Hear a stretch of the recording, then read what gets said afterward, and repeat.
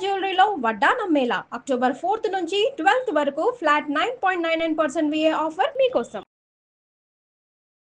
నమస్తే రమగారు. నమస్తే జయ. రమగారు, నరసింహస్వామి చరిత్ర మనం అప్పుడప్పుడు సందర్భానుసారంగా మాట్లాడుకున్నాం, కానీ పూర్తిగా ఒక కథ రూపంలో ఎప్పుడు చెప్పుకోలేదు. ఒకసారి చెప్పుకుందామండి. దశావతారాల్లో నరసింహస్వామి పరమాద్భుతమైన స్వరూపం, ఉగ్ర రూపం, శీఘ్రంగా సులభ సాధ్యుడుగా కూడా కనపడతాడు జయ. అవునా రమగారు? అప్పుడు శీఘ్రంగా సులభంగా రాలా, ఇప్పుడు వస్తాడు. ఓహో, ఈ కాలానికి వస్తాడంటారా? ఇప్పుడు వస్తాడు. ఇప్పుడు ప్రమాదాల్లో ఆయన చాలా సహాయకారిగా ఉంటాడు, చాలా తోడుగా ఉంటాడు స్వామి. ఎంత హాయిగా ఎంత ప్రసన్నంగా ఉంటాడో. నరసింహ చరిత్ర చెప్పాలంటే ముందు దశావతారాలు చెప్పుకోవాలి కదా. మత్స్య కూర్మ వరాహ అవతారాల తర్వాత ఈ మృగపతి అవతారాన్ని ఎత్తాడు ఈయన. నరమృగ రూపుడు, సగం మనిషి సగం మృగం. దీనికి ముందున్న స్వరూపం వరాహ స్వరూపం కదా. ఇవి రెండు ఇంటర్లింక్డ్గా కనిపిస్తాయి. వరాహ స్వరూపము నరసింహ స్వరూపము లింక్ దగ్గరగా. పూర్వం ఇప్పుడు జయ విజయులు అని విష్ణుమూర్తి యొక్క పార్షదులు, వాళ్ళ వాకిట్లో ఉండేటువంటి కాపలాదారులు. సనక సనందనాదులని నలుగురు మనుషులు. సనక సనందన సనత్కుమార సనత్ సుజాతులు. వాళ్ళు బ్రహ్మ కుమారులు, మానసపుత్రులు. బాలురుగానే కనపడతారు. మాకు జ్ఞానమే, వాళ్ళని సృష్టి చేయమంటే మేమేం చెయ్యం, మాకు జ్ఞానమే కావాలన్నారు వాళ్ళు. తర్వాత సృష్టి బ్రహ్మ చేసుకున్నాడు. ఈ బాలురుగా ఉన్న వాళ్ళు ఒకసారి వచ్చి విష్ణుమూర్తిని చూడబోయారు. స్వామివారు ఏకాంతంలో ఉన్నారు కాబట్టి ప్రవేశం కుదరదన్నారు ద్వారపాలకులు. వీళ్ళ కోపం వచ్చింది, మాకడ్డేమిటి అని చెప్పి విష్ణు సేవ మీ ఎందు ఉన్నదని ఇలాంటి అహంకరించారు కాబట్టి స్వామి సేవకి దూరం అయిపోండి అని శపించారు. తర్వాత విష్ణువు లేచి వచ్చి వాళ్ళని బలకరించి ఈ సేవా భాగ్యం లభించదని దుఃఖంతో కుమిలిపోతున్న జయ విజయులకి ఈ శాపానికి ఒక చిన్న సడలింపు చేశాడు. భక్తులుగా 10 జన్మలు ఎత్తుతారా, శత్రువులుగా 3 జన్మలు ఎత్తుతారా? నాకు భగవంతుని భక్తులుగా 10 లేదా 100 జన్మలని కూడా ఒక పాఠభేదం కనపడుతుంది. భగవంతుని భక్తులే, స్వామి మీద ప్రీతున్న వాళ్ళే కొన్ని జన్మలు ఎత్తాలి అలాగా. లేదా శత్రువులుగా స్వామిని ద్వేషిస్తూ ప్రభుద్వేషంతో 3 జన్మలు ఎత్తుతారా అంటే 3 జన్మల్లో తిరిగి వచ్చేయచ్చని జయ విజయులు ఇది కోరుకున్నారు. వాళ్ళు 3 సార్లు పుట్టారు. 3 సార్లు విష్ణుద్వేషులు ఎప్పుడూ దైత్యులే, రాక్షసులు. దేవతలు విష్ణువు యొక్క అన్నదమ్ములు, ఆయనతో పాటు ఉండేవాళ్ళు. విష్ణుద్వేషులుగా పుట్టాలంటే రాక్షస జన్మ అయితే ఆయన చేతిలో మరణం సంభవించే అవకాశం కూడా లభిస్తుంది. ఎందుకంటే హరి రాక్షసాంతకుడు కాబట్టి. అప్పుడు వీళ్ళు ఎలా కోరుకున్నారు? 3 జన్మలకి కోరుకున్నారు. మొట్టమొదటి జన్మ వాళ్ళు హిరణ్యాక్ష హిరణ్యకశపులుగా జన్మించారు. మళ్ళీ ఎవరికో పుటల, ఈ విష్ణువుకి దేవతల తండ్రి అయిన కశ్యప ప్రజాపతికి జన్మించారు వాళ్ళ పరంపరలోనే. హిరణ్యాక్షుడు హిరణ్యకశపుడు వీళ్ళు బ్రహ్మదేవ కోసం విపరీతంగా తపస్సు చేసి వేరువేరు వరాలు పొందారు. పొంది విపరీతమైన వరగర్వంతో ముందు హిరణ్యాక్షుడు అతను ఏం చేశాడు? భూదేవిని ముంచేశాడు, సముద్రంలోకి పట్టుకెళ్ళి పడేసేసాడు. ఆమె నన్ను ఉద్ధరించండి ప్రభు అని కేకలు పెడితే ఈ నీటిలోకి వెళ్ళగలిగే జంతు స్వరూపాన్ని ఎత్తి విష్ణువు హిరణ్యాక్షుడిని సంహరించి భూమాతని భూదేవిని పైకి తీసుకొచ్చాడు. అదే ఆదివరాహ స్వరూపం. ఆ ఆదివరాహ స్వరూపాన్ని ఆశ్రయిస్తే భూ సంబంధమైన సమస్యలు తొలుగుతాయని చెప్తారు వరాహస్వామి. తర్వాత ఎప్పుడైతే హిరణ్యాక్షుడు చనిపోయాడో ఈ హిరణ్యాక్షుడిని చంపినటువంటి హరి మీద పగ తీర్చుకోవడం కోసం హిరణ్యకశిపుడు ఇంకా తపస్సు చేశాడు, ఎంతో తపస్సు బ్రహ్మ కోసం. అప్పుడు విపరీత వరాలు పొందాడు. అతను అడిగిన వరాలు ఏమిటి? నా మరణం మనిషి చేత కానీ జంతువు చేత కానీ కాకూడదు. దేవగంధర్వ కిన్నర కింపురుషాదులు ఎవరూ నన్ను చంపకూడదు. ఇంత బయట కాదు, ఆయుధంతో కాదు, చేతులతోటి కాదు, పగలు రాత్రి కాదు, భూమి ఆకాశాలు కాదు, అలాంటి మరణం కావాలి. ఎందుకంటే వీళ్ళు మరణం లేకుండా వరం ఇవ్వమని కోరుకున్నారు. మరణం లేకుండా మీకు అమృతత్వాన్ని నేను ఇవ్వలేననేసాడు బ్రహ్మ. మీరు మరణించవలసిందే. అందుకని విపరీత వరాలు కోరుకున్నాడు. అయితే ఆయన తపస్సు చేసే క్రమంలో ఏం చేశాడు? తన భార్య గర్భవతి అయిన లీలావతిని వదిలిపెట్టి వెళ్ళాడు. అయితే ఇతను తపస్సు చేస్తున్నాడు అని చెప్పి దేవేంద్రుడు ఏం చేశాడు? ఆ లీలావతిని తన వెంట తీసుకుపోవడానికి ప్రయత్నం చేశాడు. నారద మహర్షి అడ్డుపడి ఈ గర్భస్థుడైన శిశువు హరిప్రీతితోటి జన్మిస్తాడు. అతను మహాహరిభక్తుడు, అతనిని మనం కాపాడాలి, నువ్వు వెళ్ళిపో, ఈమెను నా దగ్గర అట్టి పెట్టుకుంటానని చెప్పి తన ఆశ్రమానికి తీసుకెళ్ళిపోయాడు. నారద మహర్షి ఆశ్రమానికి తీసుకెళ్ళి ఆయన ఆమె పడుకున్నా కూడా నిత్యము నారదుడు నారాయణ నామస్మరణ చేస్తాడు. అంతే కదా. హరిబోధ చేశాడు పిల్లవాడికి, ఆ గర్భస్థ శిశువుకి. ఇక అబ్బాయి అలా అందులో మునిగిపోయాడు, లోపల ఉన్న శిశువు. అయితే ఈ గర్భస్థ శిశువు అంటే 9 నెలలో 10 నెలలోనే కదండి అంటే, అప్పట్లో గర్భాలు ఇంత సింపుల్ కాదు, సంవత్సరాలు మోసేవారట. ఆ గర్భంలో ఉన్నంత కాలము అదే విన్నాడు అబ్బాయి. హరి గురించే విన్నాడు. లోకపాలకుడు హరి, లోక రక్షకుడు హరి, సర్వోన్నత దైవం హరే, ఇందుగలడు అందులేడని సందేహము వలదు, చక్రి సర్వోపగతుడు. అది ఆ భావాల్లో పిల్లవాడు ఉన్నాడు లోపల. తర్వాత ఏమైంది, పుత్రోదయం అయింది. పుత్రోదయం అయ్యాక కూడా ఆ పుట్టిన శిశువు కూడా ఈయన అలాంటి బోధే చేశాడు. తర్వాత కాలంలో హిరణ్యకశిపుడికి తపస్సు పూర్తయింది, వరం లభించింది. ఆయన దేవతల మీద దండెత్తాడు. తన భార్యను తీసుకెళ్ళడానికి ప్రయత్నం చేసినందుకు మొత్తం అణిచేశాడు, ముల్లోకాలు జయించేశాడు, ముల్లోకాధిపతి అయిపోయాడు. ఎక్కడా మరణం లేని వాడికి భయం ఏముంది, తెంపర్తనం వచ్చేస్తుంది కదా. అక్కడి నుంచి భార్యని కుమారుడిని తీసుకుపోయాడు. ప్రహ్లాదుడిని పేరు పెట్టారు, ఆహ్లాదాన్ని కలిగిస్తాడని ప్రహ్లాదుడని పెట్టారు పేరు. ఇంకా సంతానం కలిగింది, ముందు సంతానం ఉంది, తర్వాత కలిగింది. ఒక్క పిల్లవాడే కాదు, వాళ్ళకి ఇంకా ఉన్నారు పిల్లలు. పిల్లాడు కొంచెం మందుడుగా ఉండేవాడు, యాక్టివ్ కాదు. ప్రహ్లాదుడు యాక్టివ్ వాడు కాదు, కూర్చుని హరినామస్మరణ చేసుకుంటూ ఉండేవాడు. పుట్టుకతోటే వైరాగ్య భావాలు ఉన్నవాడు, భగవంతుడే అన్నిటికీ మూలమని, అన్నిటికీ ఆద్యంతాలు అతడేనని నమ్మేవాడు అనమాట. ఈ పిల్లాడికి ఒక 7-8 సంవత్సరాలు వచ్చాక కొంచెం మబ్బుగా ఉన్నాడు, చదువులో పెట్టాలనుకున్నారు. అప్పుడు చండు అమార్కుడు బహుశా వాళ్ళ పేర్లు. ఈ చండామార్కులకి అప్పచెప్పారు విద్య నేర్పించమని. వాళ్ళు ఏం చెప్పినా ఈ పిల్లాడికి క్షణంలో వచ్చేస్తుంది, ఏకసంధాగ్రాహి. కానీ హిరణ్యకశిపాయ నమః అని తండ్రిని పూజించాలని, తండ్రి సర్వోత్కృష్టుడని అంటే ఒప్పుకునేవాడు కాదు. ఈ దేహాలు పోయేవేవి, ఎప్పుడూ నిత్యుడుగా ఉండే భగవంతుని చూడాలి కానీ అనిత్యమైన మనల్ని ఎట్లా పూజిస్తాం, మనుషుల్ని పూజించకూడదు. రాక్షసుడైతే ఈయనకి మరణం తప్పదు ఎప్పుడో ఒకప్పుడు, నిత్యుడు కాదు కదా. మనం ఉన్నా లేకపోయినా ఉండేవాడు భగవంతుడు, నేనున్నప్పుడు ఉండేవాడు దేవుడేట అవుతాడు. అట్లా కాదు. ఇతను ఏం చేశాడు, పిల్లవాడు తన చుట్టుపక్కల ఉన్న వాళ్ళందరికీ హరిబోధ చేయటం మొదలుపెట్టాడు. హరినామస్మరణతోటి గురుకులం అంతా మారుమోగిపోయేది. పిల్లలు ఆ ఉద్రేకానికి లోనైపోయేవారు. మనం భజన చేస్తుంటే ఉద్రేకం వస్తుంది, అవునవును కదా.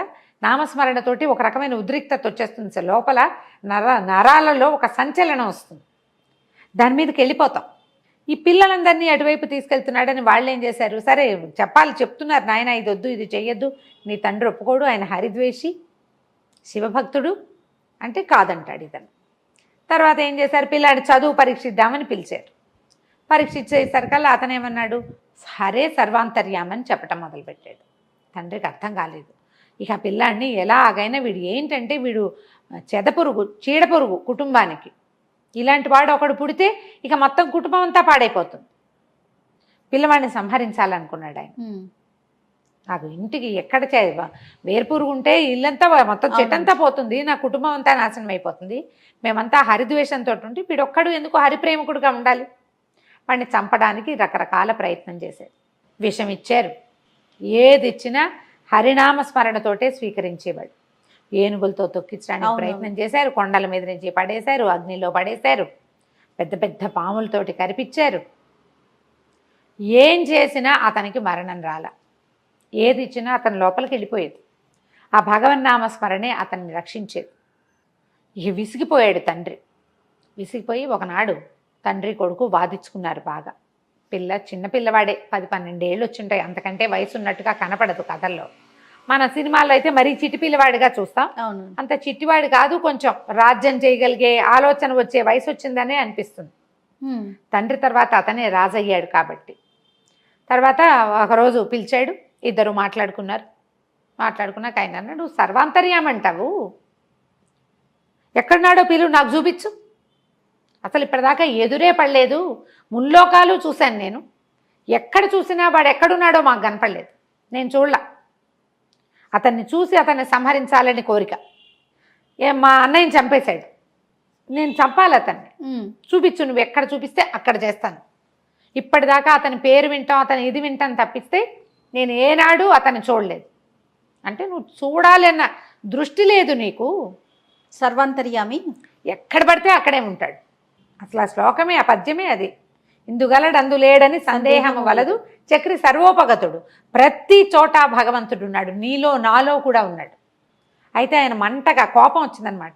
ఒక స్తంభాలు ఉన్నాయి, వాళ్ళు ఉన్న సభా ప్రాంగణం, ఈ స్తంభంలో ఉన్నాడంటే ఎక్కడైనా ఉంటాడు, చూడు నువ్వు అనేసరికల్లా ఇప్పుడు హరి నాకు కనపడాలి, కనపడకపోతే నేను చంపుతానన్నాడు పిల్లవాడిని. ఈ గద పెట్టి ఆ స్తంభాన్ని పగలగొట్టాడు. సాయంకాలం వేళ మునిమాపు చలవ చీకటి పడే వేళలో కొట్టేసరికల్ ఆ స్తంభం పెళపెళాభావాలతో పగిలిపోయింది. పగిలి అందులోంచి సమయం ఆసన్నమైంది కాబట్టి భగవంతుడు ఇట్లా 2 స్వరూపాలతో, సింహపు ముఖము, మానవ దేహంతో బయటకు వచ్చాడు. ఆశ్చర్యపోయాడు హిరణ్యకశిపుడు. నువ్వా, ఇలా ఉన్నావా నువ్వు అని ఆశ్చర్యపోయాడు. అసలు పద్యాలు ఎంత బాగుంటాయో భాగవతంలో, భలే అద్భుతంగా ఉంటాయి అని సరికల్ ఉగ్రరూపం. అలా వచ్చిన స్వరూపము, నువ్వు ఏదైనా కొట్టితే ఒక చోటకి వేడి వస్తుంది కదా, ఎక్కడో కొట్టావు, పటా పటా పట్ట కొట్టావు, కొట్టిన చోట ముట్టుకో, నువ్వు చేత్తో కొట్టినా వెచ్చబడుతుంది. ఒక గంట మనం ఒక చోట కూర్చుంటే మనం కూర్చుని నేలే వెచ్చబడుతుంది. బాగా చెప్పారు కదా. అవునండి. ఈ స్తంభాన్ని ఇనప గదతోటి, లోహపు గదతోటి కొట్టి కొట్టి ఒక తీక్ష్ణతని, వేడిని కల్పించాడు హిరణ్యకశిపుడు. ఆ వేడిలోంచి పుట్టిన భగవంతుడు మహోగ్ర రూపంతో వచ్చాడు. ఆ ఉగ్రరూపం చూసేసరికి వణికిపోయాడు పిల్లవాడు. ఇది ఇలాంటి స్వరూపంలో భగవంతుడు ఉంటాడని తెలియదు అతనికి. ఆ పాలకడల్లో ఎక్కడో పడుకుని ఉంటాడు, అలాంటివే తెలుసు. భగవంతుడు ఎలా ఉన్నా భగవంతుడే. మనకు భయం వేస్తుంది కానీ నారాయణ నారాయణ అంటూ పక్కకి తప్పుకునేసరికి ఈయన ఏం చేశాడు, ఈ రాక్షసుడితో యుద్ధం చేశాడు. కానీ హిరణ్యకశిపుడు ఓటమిని అంగీకరించాల. గద తిప్పి ఆయన మీదకి పడ్డాడు యుద్ధాన్ని. పడేసరికల్ ఈయన ఒక దెబ్బ కొట్టి అతన్ని ఈడ్చుకెళ్ళాడట. ఈడ్చుకెళ్ళి కరెక్ట్గా గుమ్మం మీద కూర్చున్నాడు. ఆ గుమ్మం మీద, అది ఇల్లు కాదు, వాకిలి కాదు, అతను ఎత్తి తన తొడల మీద వేసుకున్నాడు. భూమి ఆకాశాలు కాదు, భగవంతుని తొడల మీద ఉన్నాడు అతను, గోళ్లతోటి. అది సాయంత్రం కాదు, పగలు కాదు, రాత్రి కాదు, సాయంకాలం మునిమాపు వేళ చీకటి పడే సంధ్యా సమయంలో ఈ చేతులు కాదు, ఆయుధం కాదు, గోళ్లతోటి చీల్చి అతనిని సంహరించాడు. ఈ సంహరించేసరికల్లా ఆ ఉగ్ర రూపం చూస్తే వణికిపోయారు అందరూ. ప్రపంచం చాలా స్తంభించిపోయినట్టు అయిపోయింది. మొత్తం దేవతలంతా దిగి వచ్చేసారట. ఆయన్ని శాంతింప చేయలేపారు. ఆయన ఎంత ఉగ్రంగా ఉన్నాడంటే, ఆహారం తీసుకునే వేళ సింహం ఎలా ఉంటుంది, భక్షించాడని చెప్పం, గోళ్లతోటి చీల్చి సంహరించాడు. అవును అవును. అయితే వాళ్ళు ఏం చేశారు, బ్రహ్మాది దేవతలంతా వచ్చేసారు. లక్ష్మీదేవి కూడా వచ్చిన ఆయన శాంతించల. ప్రహ్లాదుడి కోసమే వచ్చాడు కాబట్టి అతని ముఖం చూస్తే శాంతిస్తాడని అతన్నే ముందుకు నెట్టి అతనితోటే ప్రార్థన చేయించారు. ఉగ్రత తగ్గిన స్వామి అక్కడ నిలబడల. ఆ విచిత్ర స్వరూపంతో ఆయన బయటికి వెళ్ళిపోయాడు. ఎప్పటికో శాంతించాడని చెప్తారు. అలా వెళ్ళిన ఆయన సింహం ఎందులోకి వెళ్తుంది, అడవుల్లోకి, కొండల మీదకి వెళ్ళిపోతుంది. అట్లా మొత్తం ఆయన సంచరించిన భూభాగాలన్నిట్లలోనూ ఒక్కొక్క దేవాలయం నిర్మించబడిందని చెప్తారు. అట్లా ఆయన సంచరించిన ప్రాంతం బయటికి వెళ్ళిపోయి సంచరించాడు. ఎక్కడెక్కడ ఆయన ఆగాడో వెళ్ళిపోయాడు. ఎక్కడ ఆగాడో అక్కడ ఒక ప్రత్యేకమైన దేవాలయం, ప్రత్యేకమైన కథ వచ్చింది. సింహాచలం కాదు, మనకి అహోబిలం. ఆ అహోబిలంలో ఆయన అసలు అది జరిగిందే అహోబిలంలో ఉంటారు. అహోబిలం మనం కొండ మీదకి పైకి వెళ్తుంటే ఒక పెద్ద ఇది కనపడుతుంది, సభాభవనం అంతా పగిలిపోయి ముక్కలుగా. అసలు అదే హిరణ్యకశిపుడి భవనం అని చెప్తారు. ఎంత పెద్ద పెద్ద కట్టడాలుగా కనిపిస్తుంది. పైన ఉక్కు స్తంభం అనే ఒక స్తంభం ఉంది, ఉగ్రస్తంభం. ఆ స్తంభం నుంచే స్వామి ఆవిర్భవించాడని కూడా చెప్పబడుతుంది. అహోబిలంలోనే ఈ కథ జరిగిందంటారు. ఆయన ఎన్నో ప్రాంతాల్లో, అటవీ ప్రాంతాల్లో సంచరిస్తే ఆ సంచరించిన చోటల్లా ఒక్కొక్క దేవాలయం చొప్పున చాలా ఉన్నాయి. పెంచెలకోన అలా బోల్డన్ని దేవాలయాలు ఉన్నాయి. ఒకసారి నరసింహ క్షేత్రాలన్నీ లైన్గా చెప్పుకుందాం. తప్పకుండా అండి. అక్కడి నుంచి ఏమైంది, లక్ష్మీదేవి శాంతించలేదు, ఆయన ఉగ్ర రూపంతో తిరుగుతున్నాడు. ఆయన్ని శాంతింపజేయాలి, మళ్ళీ వైకుంఠ ప్రవేశం చేయించాలి. అప్పుడు లక్ష్మీదేవిలో ఉన్నటువంటి సాత్విక కళని, ఆమెలో ఒక రాజసిక కళ కూడా ఉంది, కోపం, ఆమె తొందరగా కోపం వస్తుంది ఆవిడికి కదా, కదిలి వెళ్ళిపోతుంది. ఆమెలో సాత్విక కళ ఉంది. ఆ సాత్విక కళని చెంచులక్ష్మి రూపంలో జన్మింపజేశారని, ఒక చిన్న బాలిక రూపంలో ఆ సాత్విక కళకి ఆకర్షితుడై ఆయనలో ఉన్న ఉగ్రం తగ్గిపోయిందని చెప్తారు. చెంచులక్ష్మిని వివాహం చేసుకుని ఆయన శాంతపడిపోయాడు. తర్వాత ఆ లక్ష్మీ కళ, ఆ సాత్విక కళ ఆయనలోకి ఐక్యమైపోయాక ఆయన మామూలుగా విష్ణు స్వరూపంతో పైకి మన వైకుంఠానికి వెళ్ళిపోయాడని చెప్తారు. ఎలా వైకుంఠానికి వెళ్ళాడు అనేది ప్రత్యేక కథనంగా చెప్పబడదు. ఇలాగ విష్ణు పురాణం చూస్తే కనుక ఈసారి మళ్ళీ చెప్తాను ఇంకొకసారి వివరంగా. ఈ ప్రహ్లాదుడి కోసమే ఇలాంటి స్వరూపాన్ని చూపించాడు ప్రపంచానికి.